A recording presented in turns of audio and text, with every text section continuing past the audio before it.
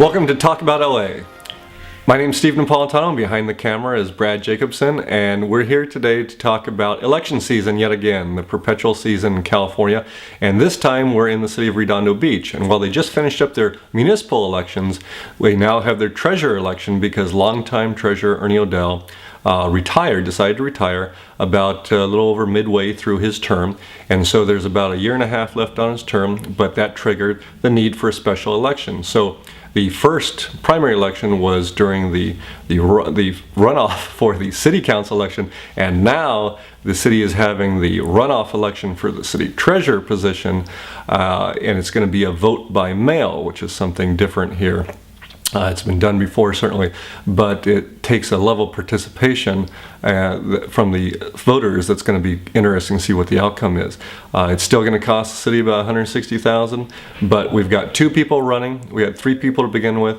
We've got a runoff between two people, Dawn Esser, resident here in Redondo Beach, and Steve Diels, former city council member who just transitioned out of the council and is now running for the city treasurer's position. So we're going to talk with both of them and see what their views are, see what the qualifications are, and the watchword here, as we've talked about before, is reform, and we'll see what reform means to both of them. So let's start. Okay, and here we are with Dawn Esser, the first interview that we're going to do of the two candidates running for city treasurer here in beautiful Redondo Beach, and we are here at the lovely home of Dawn. And tell us about your experience in the city of Redondo Beach. You've lived here, my understanding is, for 24 years? Yes, 24 years. And I moved here after I finished my undergrad degree, and my brother was living here. And 3.2 GPA, by the way. I love the fact that you put your GPA in your letter too. Well, I was responding to someone who was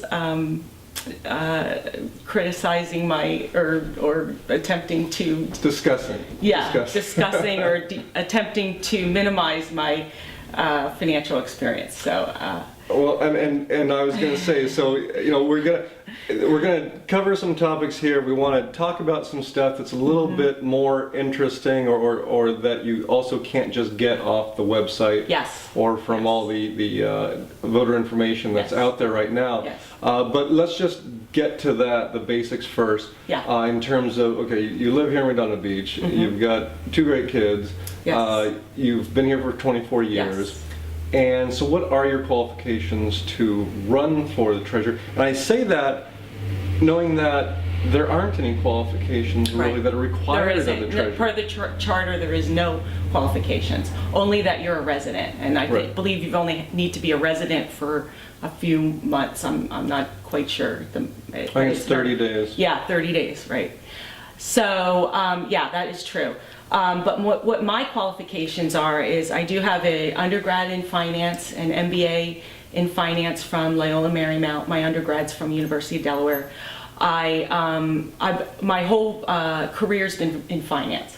I started out at Hughes Aircraft as a financial analyst, worked there for 6 years, and worked for manage $1 million cost pools, basically. But you're no longer there now, right? No, I'm no longer. And you've described yourself as semi-retired?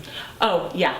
And well, I was just kind of, so after Hughes, I went into corporate banking. Worked at, my last corporate banking job was Bank of America, managed $10 billion aerospace portfolio. And basically brought in millions of dollars in syndicated loan revenue. So that was extremely taxing work. It was, everything that you hear about, corporate banking, investment banking, it's all true. Work until 4 in the morning or whatever, and just, it's crazy. So then when I wanted to start a family, my friend, who I knew for years, had started a factories over in the Philippines. He's from the Philippines, and he wanted to bring employment. He's a U.S. citizen now, but he wanted to bring employment to his hometown, Hagonoy, in the Philippines. So he started up some couple sewing factories over there, and I left Bank of America, and he said, I need a financial person. I need someone to help me run the import logistics and everything over here on the U.S. side. So I see you brought your security with you. yeah, sorry about that. So I worked with the overseas manufacturing and import company for 11 years, and I managed all the finances on both sides, the factory Philippine company and the import sales company here in the U.S. And I also managed all the logistics and everything. So then about 4 years ago, I left that because we were using my personal credit line, to fund a lot of the business and everything. So I thought it was time to move on to something new, and the real estate market was really ripe at the time. So I left my partnership with IMG Outdoors, and I bought 5 investment properties, researched them, financed them, renovated them, and leased them out in about 2.5 years. So I did. So so that's basically what I'm up to now. So, Dawn, now we're talking about running for treasurer, though. Yes. And you've been active in the No Power Plant group, but are you the No Power Plant candidate for treasurer? No. This is completely separate. The whole reason I'm running for treasurer is I'm a 24-year resident. I really care and love this city. And I just felt that the gentlemen that were running for office didn't have, enough financial experience and to, really do the job that I know that I could do. And I have the time. I can commit to the office. I just wanted to make sure someone was in there with the right financial qualifications and experience, and also I want to make sure that the treasurer's office maintains an independent input on the revenues and the expenses, so we have that critical checks and balances. Okay, so I read on your website, though, you say that the city treasurer is not a political job, and yet inherently, though, you are running for an election, so I know. That's politics. We've already said that there's no requirement, there's no qualification requirements for the city treasurer's position. And so in becoming city treasurer, you want to see what? Oversight of the things, of the revenues and the taxes, and what the job is described in the city charter. But beyond that, I guess my question to you is, I've seen both, actually all the previous candidates in the general election, now you're in the runoff against former council member Steve Diels, and you've both endorsed the interim treasurer's plan, which has been to farm out the oversight of the investments to an outside financial firm. Well, basically what that outside investment advisor does is he takes over all the administrative tasks. And then the next thing is liquidity. You have to manage the liquidity of the portfolio, make sure that you have enough cash to cover the city's bills for the month, and they're not tied up in some investment. The charter says that the treasurer will devote full-time. Yes. But full-time isn't defined. The way the charter is written, again, it says you are to devote full-time, and you will not conduct private business during city working hours. So to me, I mean, that says city working hours. You are in the treasurer's office. You are performing the duties. So you plan on going into the office every day as city treasurer during city working hours? Okay. Okay. And so back on reform. So we get to we have that $122,000 savings there. So you're getting down, based on the budget that the treasurer has submitted in this new fiscal year. It's already been submitted to council. It's on the website and everything. They submitted like a $500,000 budget for the year. You take that $122,000 out, you're down to a budget of like $385,000 for the year. Now that covers the treasurer, the half-time support person, and all the outside contracted auditors needed to do that critical tax administration function. And the treasurer's office over the course of 17, 18 years, they've on average through that process have increased tax revenues by $1 million a year. It's a crucial process. It has to be done.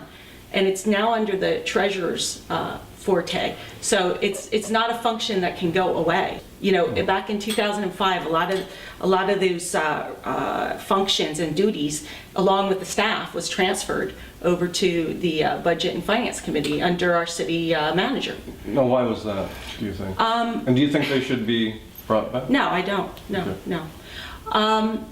It was done by the. It was recommended by the existing city manager back then, and council, you know, approved it. And I guess they just felt that that was the best way to manage it. And I think that was the time that they cut the treasurer's salary. Probably, yes. I think by about 19%. It was. Right, right. So let me back up. So now this is what the treasurer does right now, and this is what I'm saying we need to keep under the treasurer, and what I want to see kept under the treasurer. Fiduciary manager of the investment portfolio ensures safety, liquidity, and the return. Okay. Second thing, tax administration. They are the ones that are in charge of all the audits and everything, making sure that all the businesses are paying their rightful share of the taxes. User utility I was going to say, tax. what kind of tax are we talking about? User utility Right. tax, occupancy taxes, sales taxes, that kind of thing. And like I said, the treasurer's office has been very successful with that process by increasing revenues over $1 million a year on average. And then the third crucial function that the treasurer's office does is it acts as an internal audit or review of between, you know, the treasurer's office and the finance and you know, budget over on the cities. It acts as a crucial internal audit input on revenues and expenses, and provides that checks and balances as an independent office. You know, I think a lot of people are misled by my, you know, platform in saying that we have to keep this treasurer as full-time, and I want the salary, and and I want the benefits and all that. That's not what I'm all about.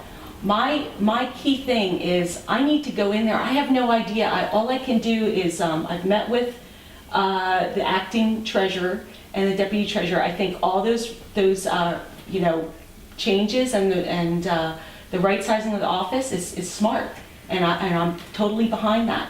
And that's already been submitted to council for approval.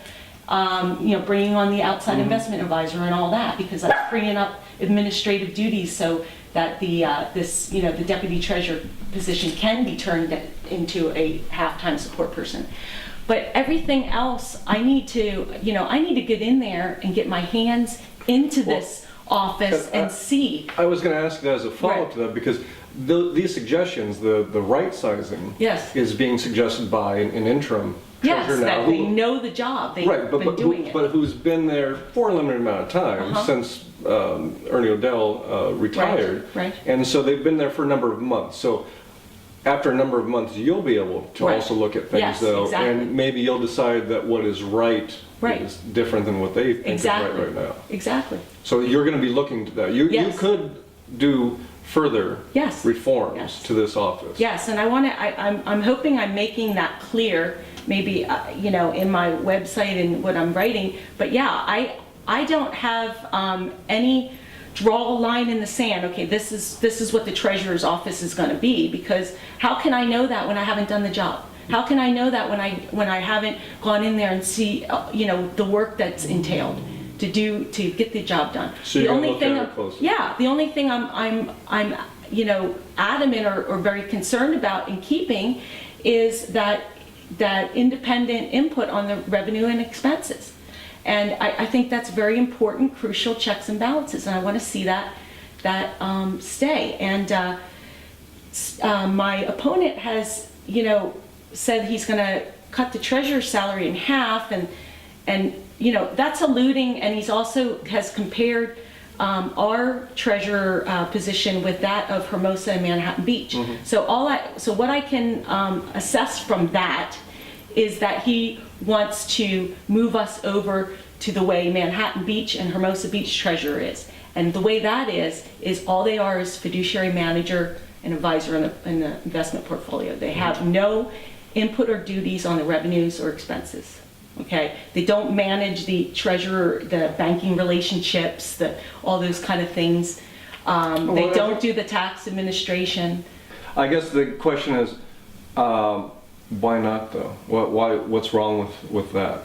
Having that into the finance department instead of the treasurer. I have to see, you know, because you're giving up your input basically on revenues and expenses, and plus that to me, that's not saving costs. You're going to need to do that administrative tax duty, you know, either here in the treasurer's office or you're going to have to do it over here. It's a shell game. So I need to see if it makes sense to move that.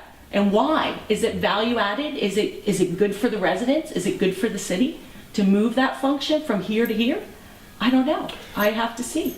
Yeah, some cities have looked at these things, my understanding is, and have made the treasurer, have gone from an elected treasurer to an appointed treasurer. Right. And usually that's the finance director. So that's why I asked that question, because sometimes it is all incorporated into a finance director's job. Right. So that's something though you would look at. Right. But you're running for treasurer. Right. And that's the job you're going to do when you're elected. Yeah. If you're elected, I should say. Right. I have no set thing saying the treasurer's office has to stay the way it is, full time, you know, this salary, that salary. No. I mean, I need to go in there once again, assess what's, you know, all the duties, the functions, you know, crunch the numbers, do the math, see what makes sense. Does it make sense? I mean, is it a crucial value added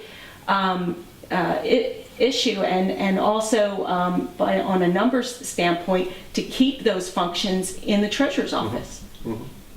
And so I will, you know, when I'm in there, I will assess and make, you know, assessments, and I will go to the council with my recommendations. That's all I can do, because the treasurer, you know, I think there's a lot of misconception with what's going on out that my opponent's been putting out there, that he can cut the treasurer's salary in half or change the duties or something, and that's not in his authority to do. They can make recommendations, and he could. Well, yeah, that's my understanding too. Is right. You would have to have a change to the charter. Yes. To do this, but that would be to change the salary for the position. But as treasurer, you could simply say, I'm not going to take the full amount. You could say, donate half of it back to charity or back to the city, and I'm going to take $60,000 for this position instead of 117 or what have you. Just like you've already said that you don't intend to do the cell phone or the car allowance. So that is a possibility, and whether that's his intent or not, we'll find out when we interview him. Want to thank you for your time. Again, the ballots are going to go out. The city clerk said it looks like they're going to go out on Monday, June 24th. And then the final date to turn, and you can turn those in, mail them in all the way up until July 23rd. Yes, July 23rd. My understanding. Yes. Okay, so that's yeah. So again, thanks, Don. Appreciate it. Good luck to you. All right, thank you. Appreciate that.